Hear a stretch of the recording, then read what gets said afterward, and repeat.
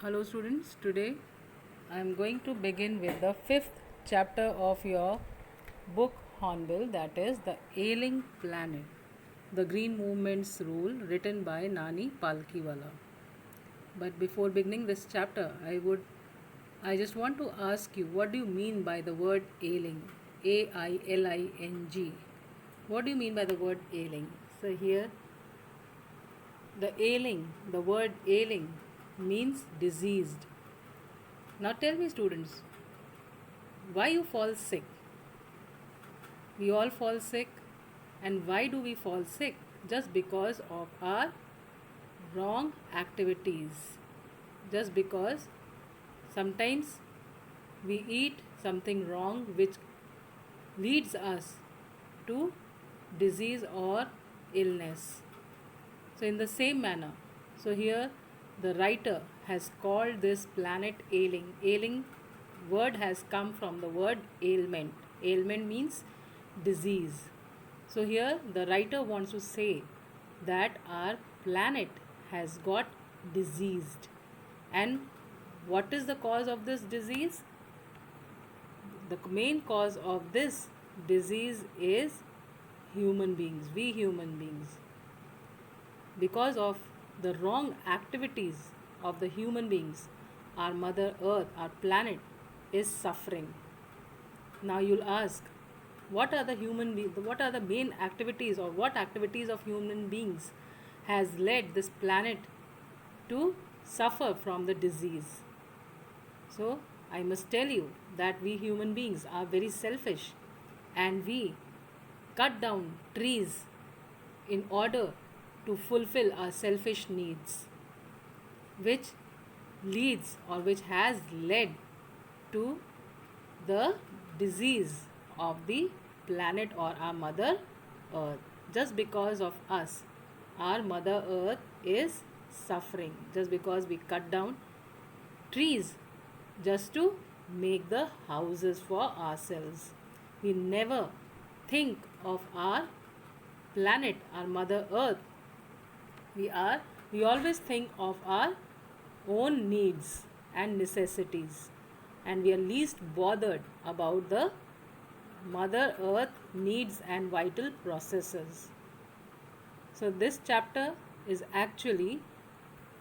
an article written by this great person named Nani Palkiwala. And this article he had written in the year 1994, and it was published in the Indian Express on 24th November 1994. So, before beginning this chapter, I would like to first give you a short introduction of this person or this author, Nani Palkiwala. So I must tell you that the complete name of Nani Palkiwala is Nani Ardeshir Palkiwala. And I must tell you that he was born on January 16, 1920 in Bombay. He took his MA degree with honors in English from the University of Bombay in 1942. He stood first class first in the first LLB examination in 1943, as well as in the second LLB examination in 1944, and again first in the advocate examination of the Bombay High Court in 1946. Palkiwala was a fellow of the Government Law College, Bombay from 1944 to 1946, and he was also a part-time professor of the same college between 1949 to 1952, and later honorary professor of the college for many years. He was a member of the Senate of the University of Bombay, being nominated to that office for 2 years by the Chancellor in or about 1982. He was also appointed the Tagore Professor of Law at the Calcutta University, and he was a member of the first Law Commission of India in 1955, and also of the second Law Commission in 1958, and in 1975 he was elected an honorary member of the Academy of Political Science, New York, in recognition of his outstanding public service and distinguished contributions to the advancement of political science. In September 1977, Palkhiwala was appointed ambassador of India to the United States of America, which assignment he held until July 1979. Nani was also a jurist and an economist. His family name Palkhiwala derives from the profession of his forefathers, who had been manufacturers of palanquins or palkis. He was educated at Masters Tutorial High School and later at St. Xavier's College, both in Bombay. He was a dedicated scholar and not letting a stammer hold him back. He excelled. At college, he earned a master's degree in English language and literature and thus overcame his speech impairment. So, this was about the author. Now, let's begin with the chapter explanation. The next paragraph says, the concept of sustainable development was popularized in 1987 by the World Commission on Environment and Development. In its report, it defined the idea as development that meets the needs of the present without compromising the ability of future generations to meet their needs, that is, without stripping the natural world of resources future generations would need. So, in these lines, the word sustainable development means economic development without depletion of natural resources. So, in this paragraph, the narrator says that sustainable development was popularized in the year 1987 by the World Commission on Environment and Development, and in the reports, sustainable development is termed as a type of development that meets the needs of the present generation without wasting or compromising with natural resources so that future generations can meet their needs. Means that we should use the natural resources in such a way that they are not completely destroyed. As we all know that there are two kinds of resources, one is renewable and the other is non-renewable. So renewable resources like trees, we can cut down trees, but in return we should plant more and more trees so that the future generation may get the fresh environment or the healthy environment. And we should use the non-renewable resources in such a way that they may not get depleted or vanish.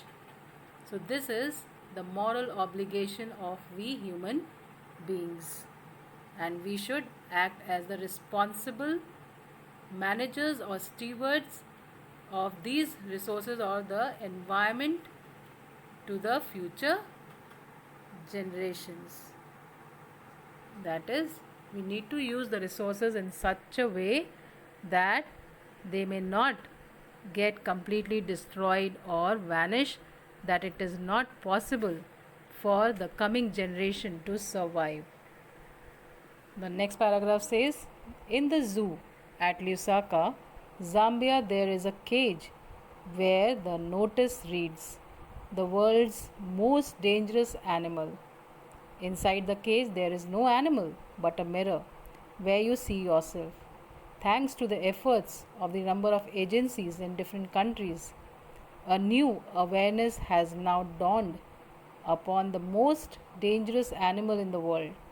He has realized the wisdom of shifting from a system based on domination to one based on partnership. So, in this paragraph, the word most dangerous animal is referred to the human beings. The human beings are called as the most dangerous animals. So, in this paragraph, the narrator says that there is a cage in a zoo in Lusaka, Zambia, on which there is a notice, "The world's most dangerous animal," and inside the cage there is no animal but a mirror that reflects or that depicts the humans, or that reflects the image of the humans, and it is written as the world's most dangerous animal, which means that it refers to we human beings, calling us as the most dangerous animals. Why? You all know it very well. Just because we human beings are using the resources of the earth in a very reckless manner without thinking of the future generation, without preserving it for the future generation. And further, it says that with the efforts of the new agencies of the world, now humans are seen as the most dangerous animals, and they have realized the importance of shifting to a new system based on partnership rather than domination, because we human beings up till now have been dominating this mother earth by cutting down the trees and using its resources haphazardly without thinking, or we can say recklessly, without thinking of the future generation or a coming generation. So now, with the beginning or with the starting of this movement, we human beings have started realizing the importance of saving our planet, saving the resources of our mother earth and leaving it for the coming generation. So now the new system, we are following the new system which is based on partnership rather than domination. That is, now we have joined hands with the environmentalists in saving the resources of our earth. The next paragraph says, scientists have catalogued about 1.4 million species with which mankind shares the earth. Estimates vary widely as regards the still uncatalogued living species. Biologists reckon that about 3 to 100 million other living species still languish unnamed in ignominious darkness. So now the meaning of all the hard words. Dawn means, you all know, catalog means classify or characterize, and reckon means calculate. Languish means lose or lack of vitality of a person or plant or animal, or to grow weak. Ignominious darkness means disgrace as one has knowledge about them. So, in these lines, the narrator says that we human beings share the earth with about 1.4 million living species according to the classification of scientists, and biologists calculate that there are still millions of other species which are yet not classified due to their weakness or due to lack of knowledge about them.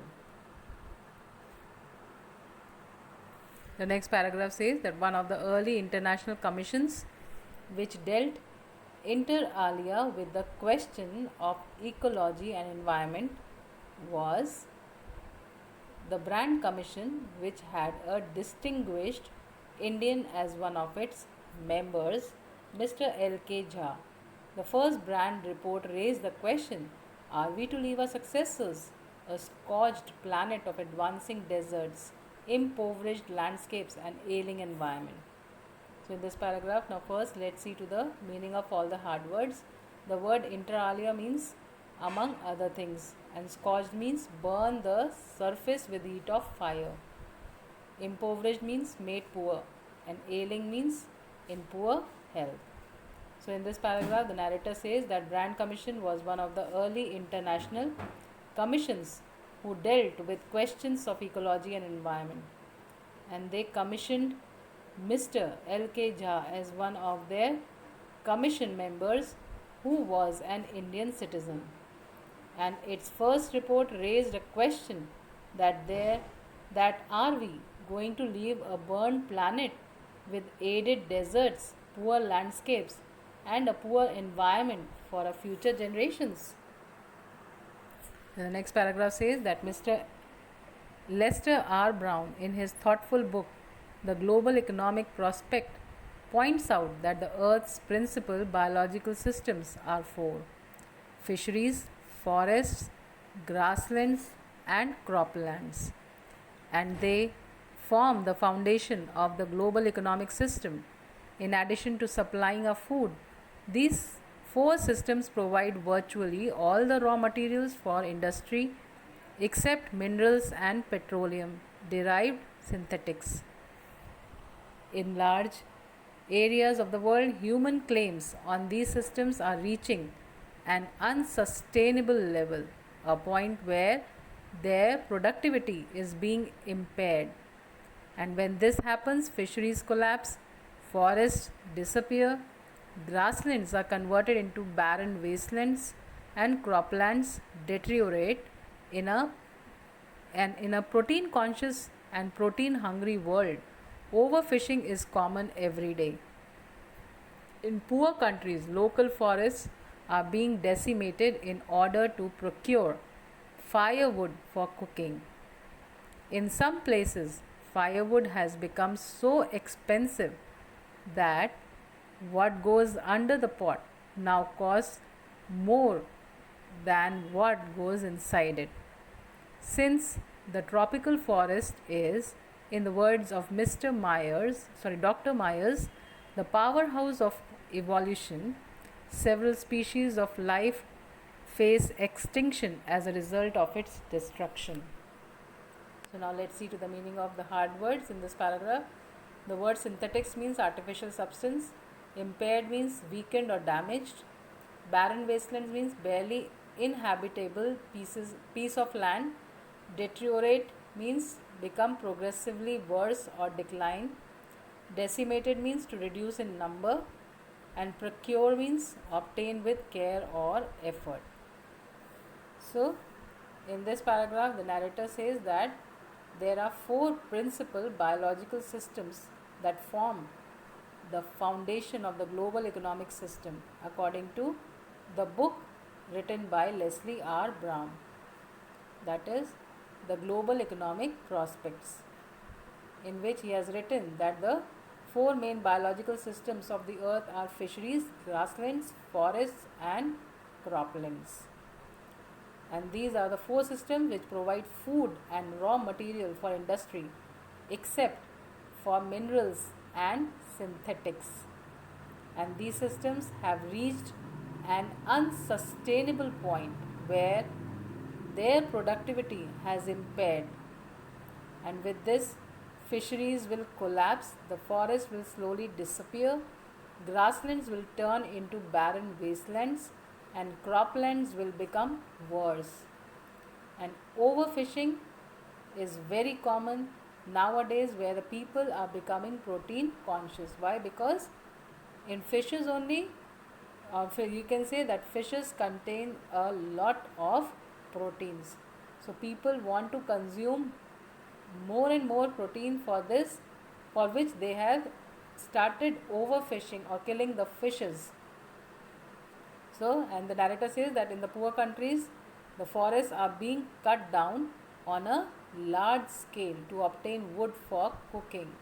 So, this shows that we human beings have started dominating this earth. We have started overfishing, due to which the fishes, the number of fishes is decreasing at a high rate. And for the firewood, we are cutting down the trees. And according to the narrator, the day is not far when all these things will get extinguished from the earth. And he says that in some areas, the firewood is more costly than the food.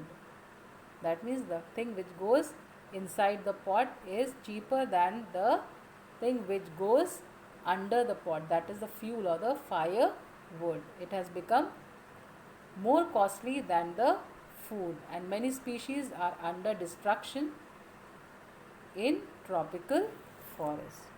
So this is all for today. I hope you all have understood this much of chapter. Thank you, and we'll continue the remaining chapter in the next class.